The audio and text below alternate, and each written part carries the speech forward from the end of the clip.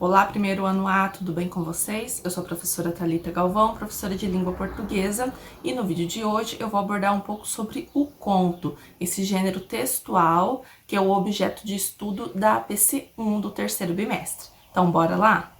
Bem, o conto é um gênero textual narrativo, breve e em prosa, ou seja, não é escrito em versos como os poemas. Então, o texto em prosa é aquele texto que tem a linha corrida, né?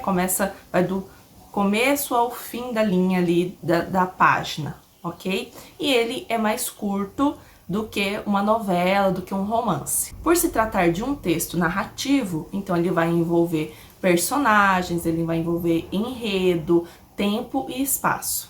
Os maiores contistas brasileiros são Machado de Assis, Carlos Drummond de Andrade, o Monteiro Lobato, né, autor do Sítio do Pica-Pau Amarelo, fez vários contos, Clarice Lispector, Lígia Fagundes Telles, Fernando Veríssimo e o Dalto Trevisan. Então, dentro da coletânea de textos, que eu deixei disponibilizado lá no Classroom, há vários contos de autoria desses contistas brasileiros que eu acabei de citar. Já a estrutura do conto, ela é mais fechada e mais objetiva, porque esse tipo de texto é formado apenas por uma história e um conflito. Então, nós podemos dizer que ela está dividida em 3 partes, a estrutura: introdução, desenvolvimento e clímax. O que nós temos na introdução? Na introdução, a apresentação dos personagens, do espaço, do enredo e do tempo. Ou seja, na introdução, a apresentação da ação que será desenvolvida ao longo do texto. Já o desenvolvimento é formado em grande parte pelo diálogo entre os personagens, quando há esse diálogo, óbvio. Aqui se desenrola o desenvolvimento da ação, que foi apresentada lá na introdução. O clímax é o encerramento da narrativa com um desfecho surpreendente. Há outros autores que preferem dividir a estrutura do texto como introdução, desenvolvimento, clímax e desfecho. Mas o clímax, que é esse momento que vai acontecer algo surpreendente, que fica todo mundo ali esperando, meu Deus, e agora o que vai acontecer? Então, ele é uma transição entre o desenvolvimento e o desfecho.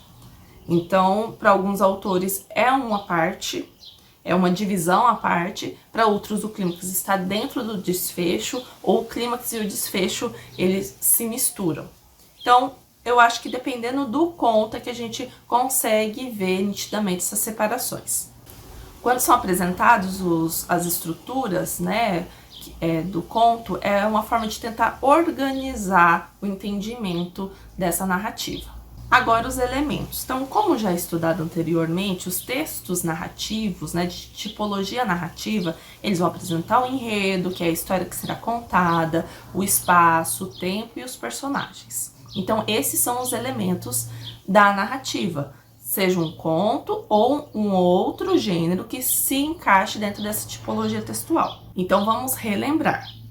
O espaço é o local onde se passam as ações dos personagens, ou seja, é onde será desenvolvida a narrativa. Pode ser numa casa, num parque, num escritório, numa sala de aula, num ambiente específico. Por se tratar de narrativas breves, os contos normalmente apresentam, então, espaços reduzidos. Então, vai se passar só na cozinha, só no quarto, só numa rua, enfim, espaços reduzidos. Já o tempo designa o tempo em que se passa a narrativa.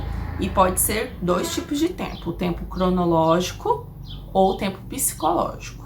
Há o foco narrativo, que trata-se do narrador, podendo ser classificado em narrador-personagem, narrador-observador ou narrador-onisciente. O narrador-personagem significa que um dos personagens que são apresentados ali naquela narrativa é o próprio narrador. Então, ele vai contar a história a partir da visão dele, do ponto de vista dele. O narrador-observador, ele só observa a ação, mas ele não participa dessas ações. Então, ele não é um dos personagens. Já o narrador onisciente, ele conhece todos os personagens, conhece toda a história, sabe até o que os personagens estão pensando. Normalmente, os contos são narrados em terceira pessoa.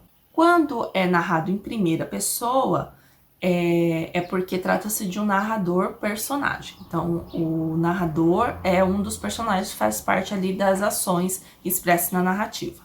Daí, quem são os personagens? São os participantes da história.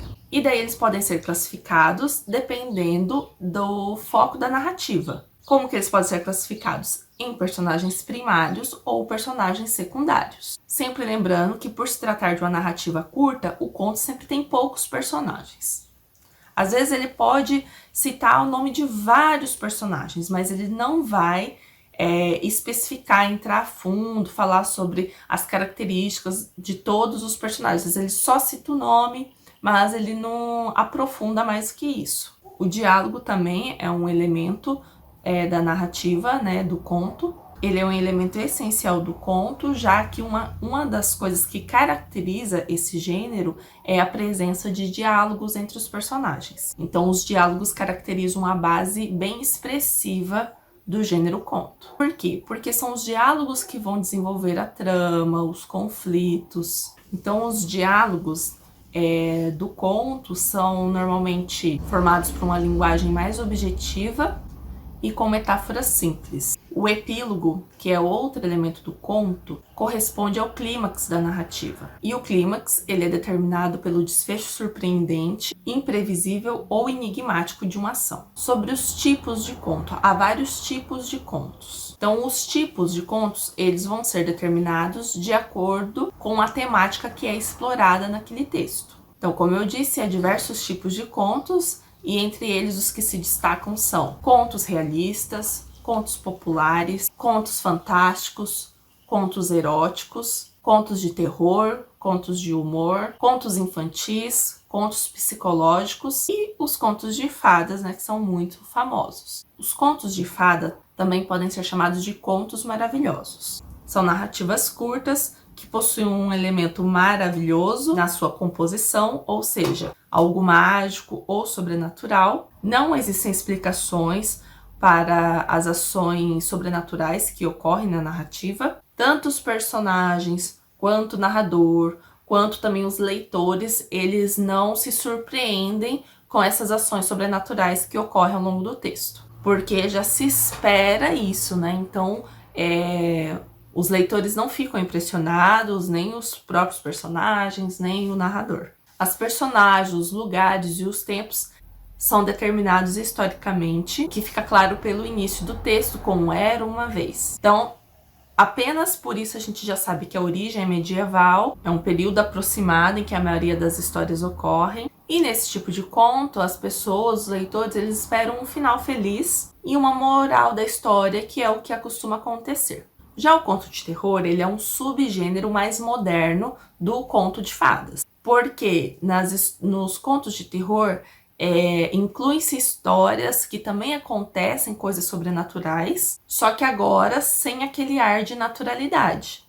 Então, se lá nos contos de fadas, os personagens, o narrador, os leitores, eles não se impressionam com as coisas sobrenaturais que acontecem, agora nos contos de terror as pessoas se impressionam. Nesse tipo de conto, há personagens lendários, como vampiros, lobisomens, os zumbis, né, os mortos-vivos e etc. Então aqui a gente já vê uma diferença na percepção dos personagens diante dos fatos sobrenaturais, e até o leitor fica assustado com a história. E nem sempre a narrativa acaba com um final feliz, ao contrário lá dos contos de fada.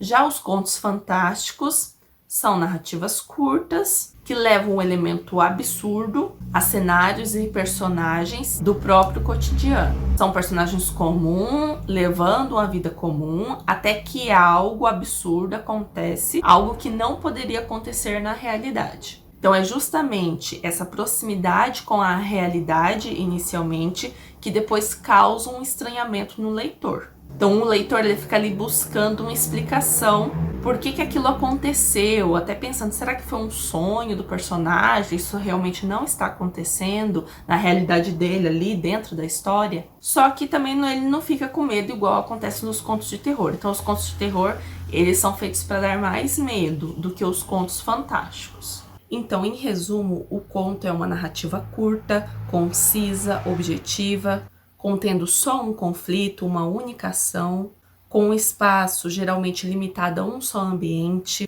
e uma unidade de tempo e um número restrito de personagens. Geralmente é um relato intencionalmente falso, né, uma mentira, uma história criada, e ela tem origem nos discursos orais, né, de épocas passadas.